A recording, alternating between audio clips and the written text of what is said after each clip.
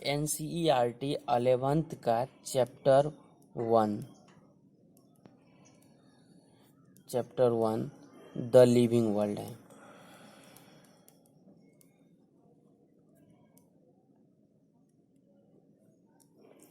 इसमें सबसे पहले पूछा गया है व्हाट इज लिविंग। आखिर हम लिविंग किसको कहते हैं? लिविंग के लिए कुछ कैरेक्टर होता है, जैसे following are the main character of living.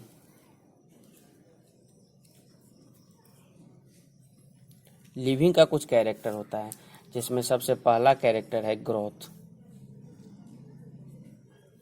दूसरा कैरेक्टर है रिप्रोडक्शन, तीसरा कैरेक्टर है मेटाबॉलिज्म, चौथा कैरेक्टर है सेलुलर ऑर्गेनाइजेशन,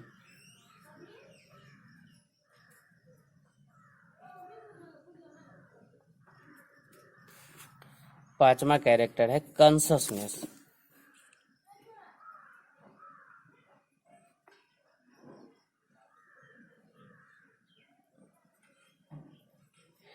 जिसमें ग्रोथ और रिप्रोडक्शन ये जो है नोट द डिफाइनिंग प्रॉपर्टी है, note the defining properties of living.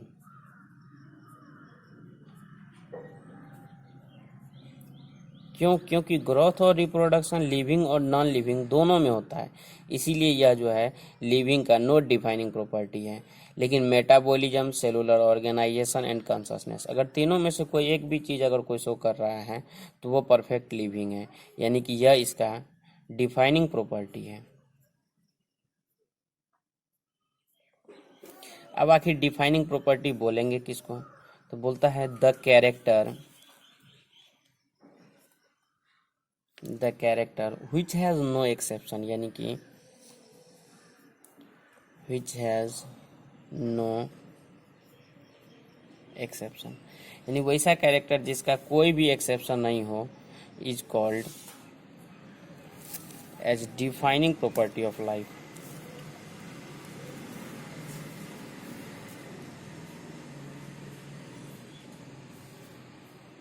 जिसका कोई भी एक भी एक्सेप्शन नहीं होगा उसको डिफाइनिंग प्रॉपर्टी बोलेंगे।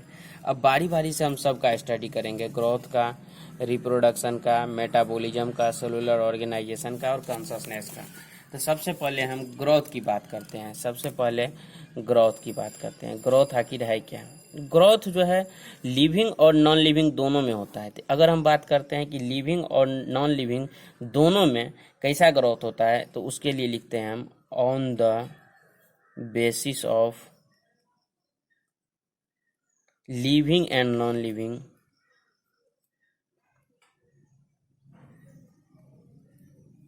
यानी कि लिविंग और नॉन लिविंग दोनों में जो है ये 2 टाइप का होगा। कौन कौन? एक होगा एक्सट्रिंजिक ग्रोथ, एक होगा इंट्रिंजिक ग्रोथ।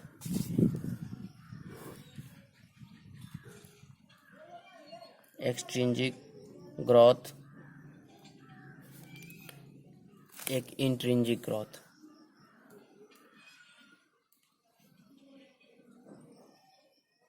इंट्रिंजिक ग्रोथ किसको बोलेंगे? यह केवल और केवल लिविंग में ही होगा, ओनली इन लिविंग। और एक्सट्रिंजिक ग्रोथ जो है यह नॉन लिविंग में ही होगा, only in non living. Intrinsic growth जो है यानी कि अंदर से बाहर की ओर होता है, अंदर से बाहर की ओर। और एक्सट्रिंजिक ग्रोथ जो है बाहर से अंदर की ओर होता है।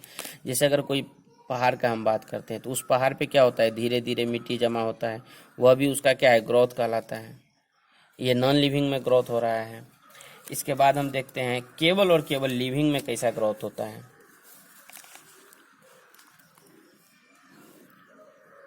On the basis of only living, basis of only living, केवल और केवल लिविंग में 2 प्रकार के ग्रोथ होता है। एक होता है इनडिटर्मिनेट ग्रोथ,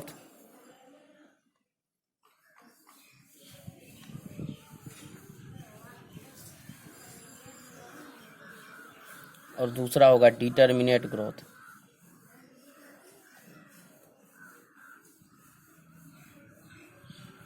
इनडिटर्मिनेट ग्रोथ का मतलब हो गया अनलिमिटेड ग्रोथ होगा, यानी कि लाइफ टाइम होगा, जब तक जिंदा रहेगा ऑर्गेनिज्म तब तक होगा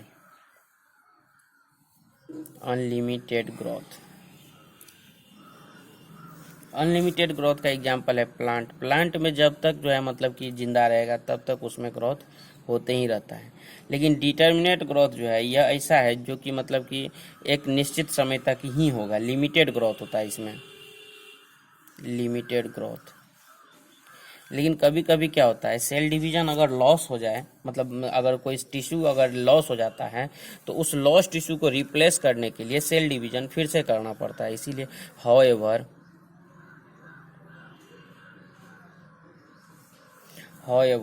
cell division occurs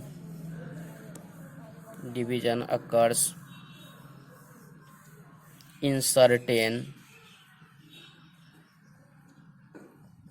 certain tissue to replace lost cell।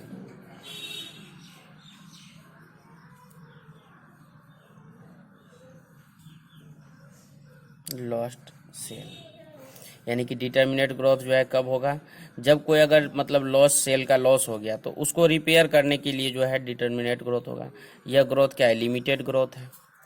इसके बाद हम बात करते हैं जो ग्रोथ और रिप्रोडक्शन, ये दोनों एक एक्सक्लूसिव इवेंट्स हैं। ग्रोथ एंड रिप्रोडक्शन जो है ये दोनों एक्सक्लूसिव इवेंट्स हैं मेजॉरिटी ऑफ हायर एनिमल, यानी एनिमल्स और प्लांट्स के लिए ये दोनों ग्रोथ और रिप्रोडक्शन एक एक्सक्लूसिव इवेंट्स हैं in majority of higher animals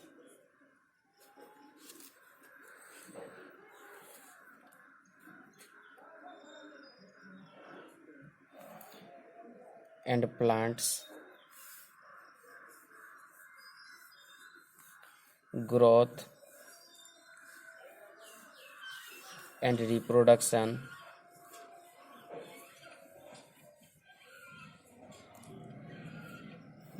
are mutually exclusive events।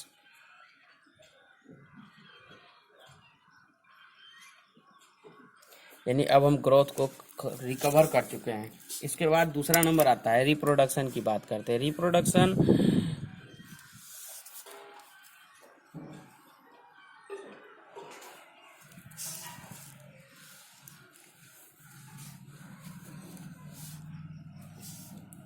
सबसे बड़ी बात, रिप्रोडक्शन हम कहेंगे किसको, तो रिप्रोडक्शन में क्या होता है, नया इंडिविजुअल या प्रोजेनी अगर प्रोड्यूस होता है तो उसको रिप्रोडक्शन बोलेंगे। प्रोडक्शन ऑफ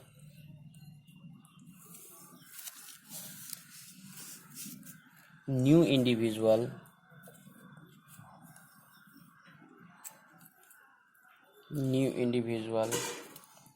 और progeny is called as reproduction।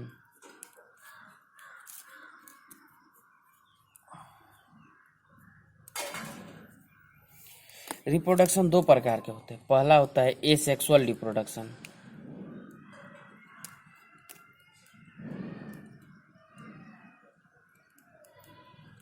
Asexual reproduction किसको बोलेंगे,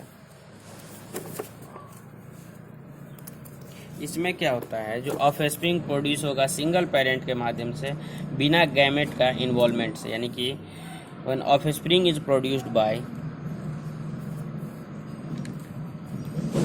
ऑफस्प्रिंग का मतलब क्या हुआ, प्रोजेनी या ऑफस्प्रिंग एक ही बात है। Progeny,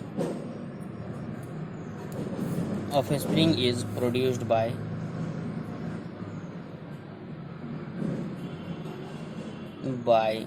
a single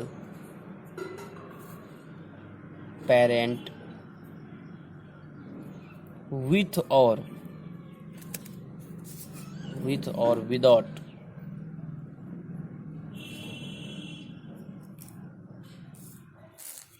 the involvement of gamete formation।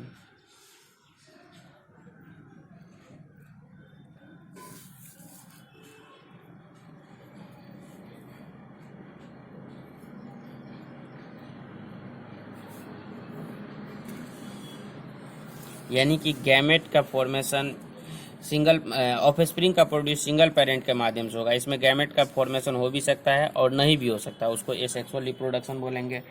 बहुत सारा एसेक्सुअल रिप्रोडक्शन का बहुत सारा मेथड है, यानी कि many methods of asexual reproduction. NCERT में इसका एग्जांपल दिया हुआ है, many methods, METHODS, many methods of asexual reproduction.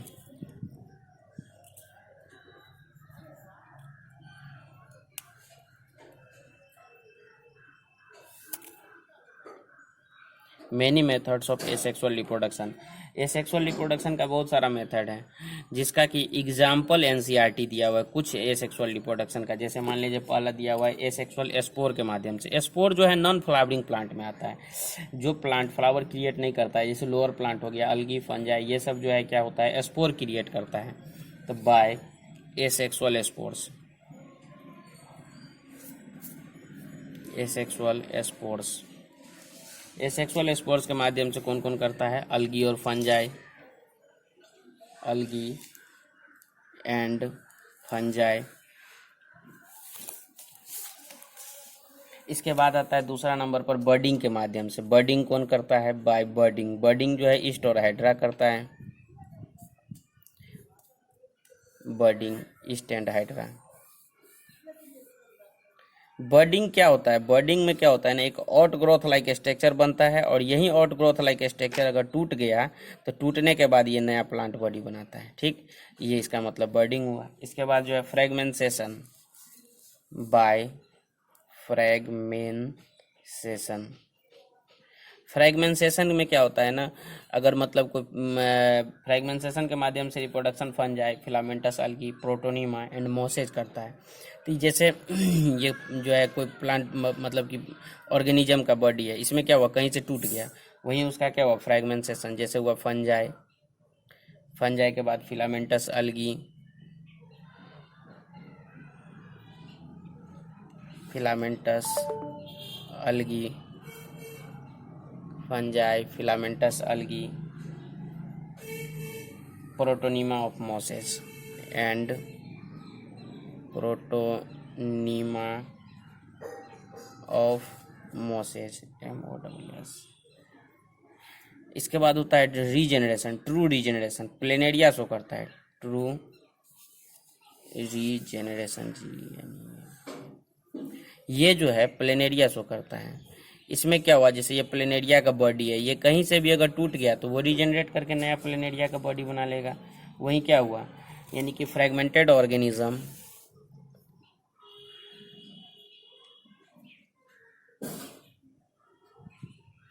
fragmented organism regenerate the lost part,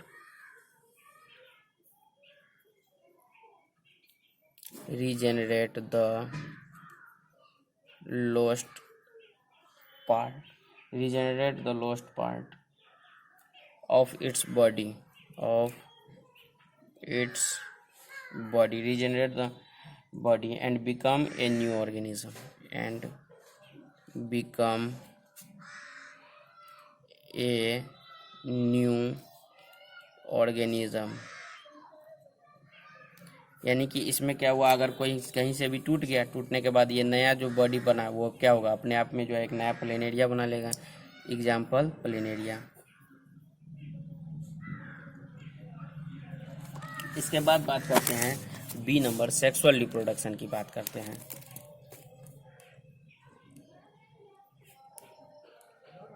sexual reproduction,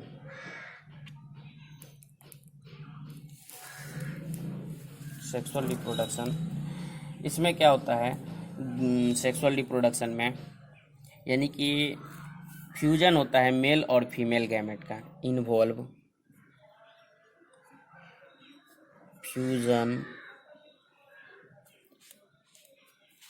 fusion of male and female gamete. Male gamete का नाम क्या है, sperm. Male gamete क्या हुआ, स्पर्म। फीमेल गैमेट क्या हुआ, ओवम या egg, ये एनिमल के लिए है। वैसे ही प्लांट के लिए भी एंथेरिडिया, आर्किगोनियम वगैरह यूज होता है। सेक्सुअल रिप्रोडक्शन बोलता है यूनिसेलुलर ऑर्गेनिज्म के लिए रिप्रोडक्शन और ग्रोथ ये दोनों सिनोनिम वर्ड है। यूनिसेलुलर ऑर्गेनिज्म के लिए for unicellular organism, unicellular organism के लिए growth and reproduction, reproduction is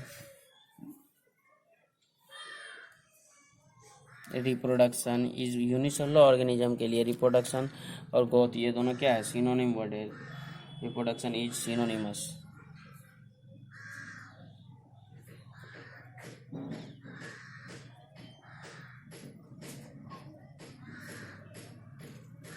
क्यों?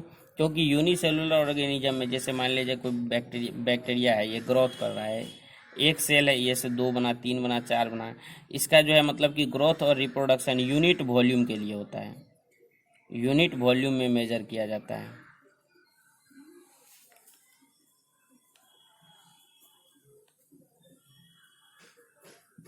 इसलिए growth and reproduction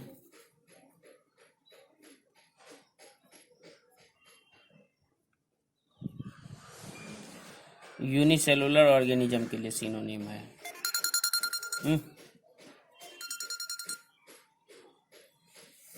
unicellular organism के लिए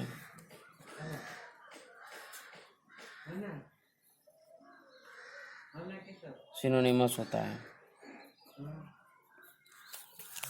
इसके बाद बात करते हैं कि यह डिफाइनिंग प्रॉपर्टी नहीं है, क्योंकि बहुत सारा ऑर्गेनिज्म ऐसा है जो कि रिप्रोडक्शन नहीं करता है। मेनी ऑर्गेनिज्म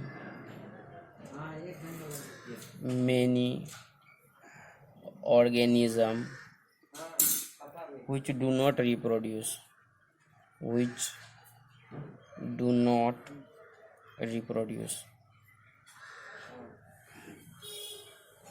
जैसे एग्जाम्पल में हो गया म्यूल रिप्रोडक्शन नहीं करता है, फिर भी ये क्या है, लिविंग है।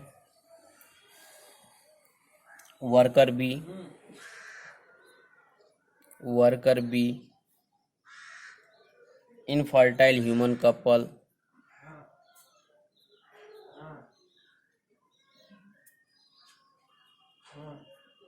ये सब रिप्रोडक्शन नहीं करता। ETC बहुत सारा एग्जाम्पल है।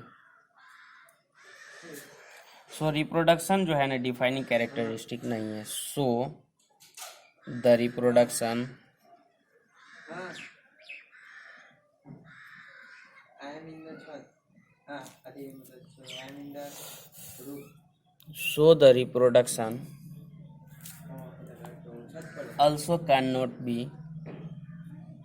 also can't be taken as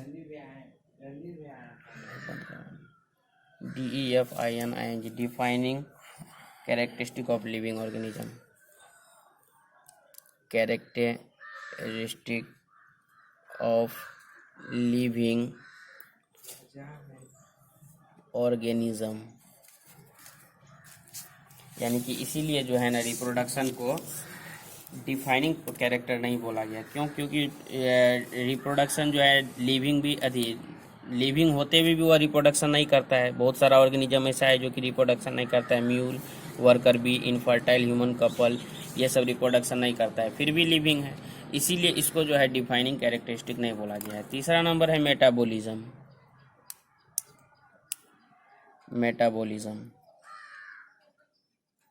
यानी मेटाबॉलिज्म किसको बोलेंगे? जितना भी बॉडी के अंदर रिएक्शन होता है एक साथ, उसको मिला के क्या बोलेंगे? मेटाबॉलिज्म। यानी कि the sum total of all the chemical reaction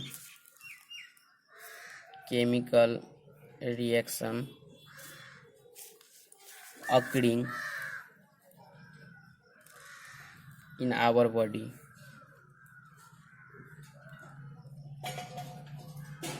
is metabolism. Metabolism दो प्रकार के होते हैं, एनाबॉलिज्म और कैटाबॉलिज्म। एनाबॉलिज्म और एक होता है कैटाबॉलिज्म। एनाबॉलिज्म का मतलब हुआ फॉर्मेशन और कैटाबॉलिज्म का मतलब हुआ टूटना, यानी कि छोटा छोटा मॉलिक्यूल अगर मिल के बनाता है बड़ा मॉलिक्यूल तो उसको एनाबॉलिज्म बोलेंगे, और बड़ा मॉलिक्यूल टूट जाता है छोटा छोटा मॉलिक्यूल में तो उसको कैटाबॉलिज्म बोलेंगे। यानी कि कोई भी ऐसा लिविंग ऑब्जेक्ट अति नॉन लिविंग ऑब्जेक्ट नहीं है जो कि मेटाबॉलिज्म शो करता है। No non living object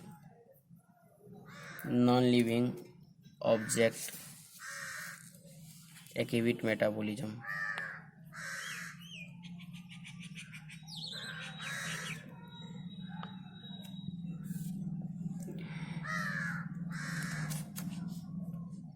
an isolated metabolic reactions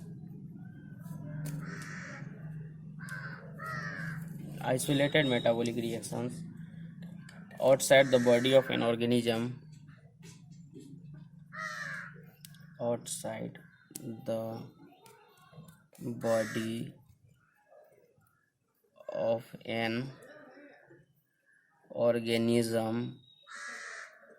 performed in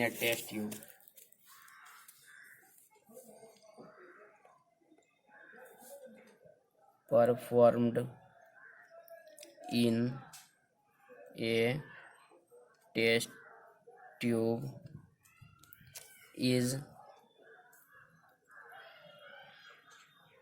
neither living nor non living. यानी कि क्या बोलता है, जो मेटाबॉलिज्म बॉडी के अंदर जितना भी एक साथ रिएक्शन हो रहा है उसको जोड़ देंगे तो क्या कहलाएगा, मेटाबॉलिज्म। कोई भी ऐसा नॉन लिविंग ऑब्जेक्ट नहीं है जो कि मेटाबॉलिज्म शो करता है। लेकिन हम मेटाबॉलिक रिएक्शन शरीर के बाहर जो है ना किसी भी ऑर्गेनिज्म में शो कर सकते हैं। जैसे टेस्ट ट्यूब बेबी, ये टेस्ट ट्यूब बेबी में क्या होता है, इसके अंदर मतलब कि रिएक्शन होता है, नॉन लिविंग के अंदर रिएक्शन होता है, लेकिन ये क्या है मतलब कि आइसोलेटेड मेटाबॉलिक रिएक्शन, मतलब कि मेटाबॉलिक रिएक्शन जो अकेले हम बॉडी के बाहर जो परफॉर्म कर रहे हैं ये क्या होगा, टेस्ट ट्यूब बेबी में होता है। ये न ही लिविंग है और न ही नॉन लिविंग है। तो आगे बात पूछता है आखिर ये लिविंग है तो कैसे लिविंग है और नॉन लिविंग है तो कैसे नॉन लिविंग है। तो हम अभी बात करते हैं जो मतलब isolated metabolic reaction in vitro are not living. Isolated metabolic reaction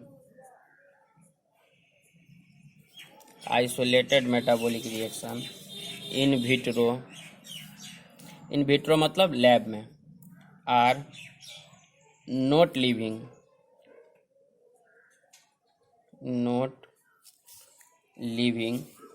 thing but surely living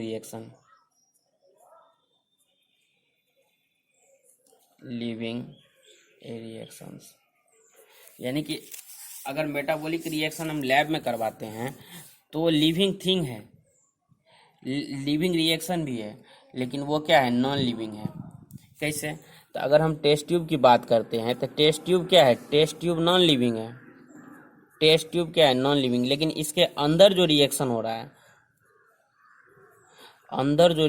रहा है, वो क्या है, लिविंग। अंदर जो रिएक्शन होगा वह श्योरली लिविंग होगा। इसीलिए हम टेस्ट ट्यूब को न लिविंग और नॉन लिविंग दोनों कह सकते हैं। अगर लिविंग कहेंगे तो कैसे लिविंग कहेंगे, तो टेस्ट ट्यूब के अंदर जो रिएक्शन हो रहा है, इसलिए टेस्ट ट्यूब में जो है रिएक्शन न ही लिविंग है न ही नॉन लिविंग है। अगर लिविंग है तो वो कैसे है, तो लिविंग इसलिए हम उसको बोलते हैं क्योंकि अगर उसके अंदर रिएक्शन है तो वो क्या है, श्योरली लिविंग होता है।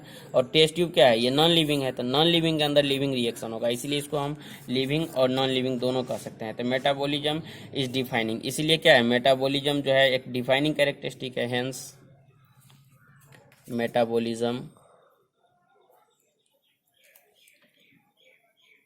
is defining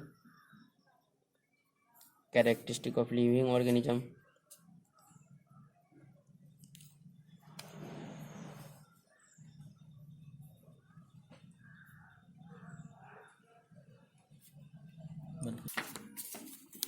अब चौथा नंबर है cellular organization. CELLU, cellular organization. ये भी क्या है, ये भी एक जो है मतलब कि डिफाइनिंग कैरेक्टर है लिविंग का।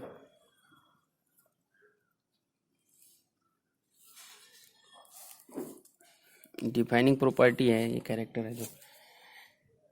सेल क्या है, cell is the basic unit of life.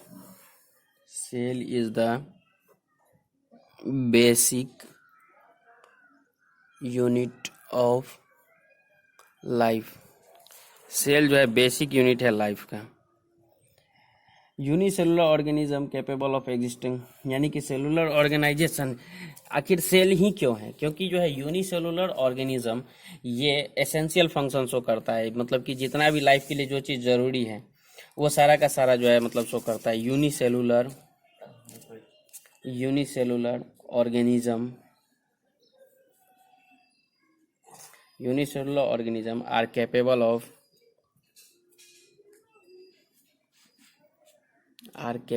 unicellular organism are capable of independent unicellular organism capable of independent existence, independent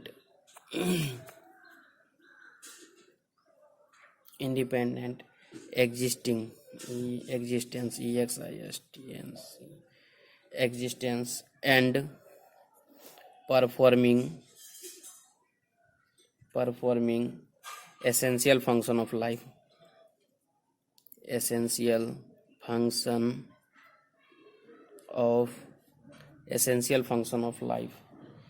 अगर मान लीजिए सेल में, अगर सेल के में जितना भी स्ट्रक्चर रहता है उससे अगर कम कुछ भी होगा तो वो मतलब कि सरवाइव नहीं कर पाएगा। Anything less than a complete structure of a cell does not ensure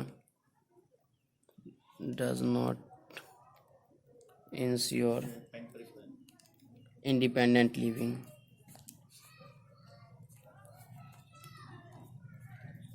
इसीलिए ये जो है मतलब कि सेलुलर ऑर्गेनाइजेशन डिफाइनिंग प्रॉपर्टी है। अब लास्ट नंबर आता है कॉन्शसनेस।